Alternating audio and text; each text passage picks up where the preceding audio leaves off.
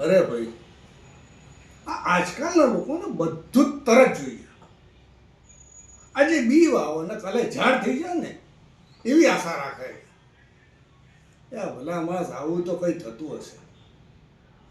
આ અમારા હરિપ્રસાદભાઈ, એમણે આ નિશાળ બંધાવી ને તાર પૈસા ઓછા હતા પણ માણસોય ભરપૂર હતી.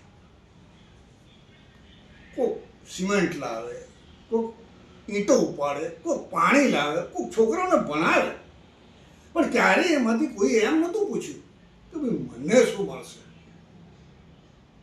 અને આજકાલ તો કામ શરૂ કરે એની પહેલાં ફોટા પડાવે, પછી મિટિંગો કરે, ચર્ચાઓ કરે અને પછી કામ આવે. એ પેલી ધારા બિલકુલ એના દાદા જેવી.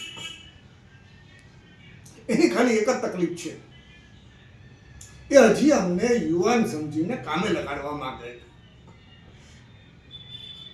અને પેલો છોકરો પવન, પેલા મને એમ લાગતું હતું કે આ શહેરીઓ છોકરો છે, ગામને શું સમજે. હવે લાગે છોકરો ખોટો તો નથી. હા, એના દિલ કરતા ઘડિયાળનું વધારે સાંભળે છે. અરે ભાઈ, હું તો એક જ વાત માનું છું કે આ નિશાળ છે ને એને દિવાલો જીવંત નથી રાખતી, એને તો માણસો જીવતી રાખે છે.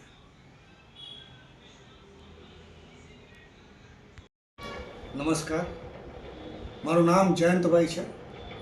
મને કાસ્ટિંગ માટે પ્રથાબેન લિંબાચા તરફથી આ ભલામણ કરવામાં આવેલી છે. મારી એજ 67 વર્ષની છે. હું ઘણા સમયથી ફિલ્મોમાં, ગુજરાતી થિયેટર્સ, ટીવી સિરિયલો, એડ ફિલ્મ્સ અને ડોક્યુમેન્ટરીઝને બધામાં સંકળાયેલો છું. ટીવી સિરિયલ રાશિ રિક્ષાવાળીની અંદર પણ મેં 116 એપિસોડ કામ કરેલું છે. અને આની અંદર મેં કાળુભાઈ પટેલના નામના કેરેક્ટર માટે મારી ઓડિશન મોકલી. Thank you.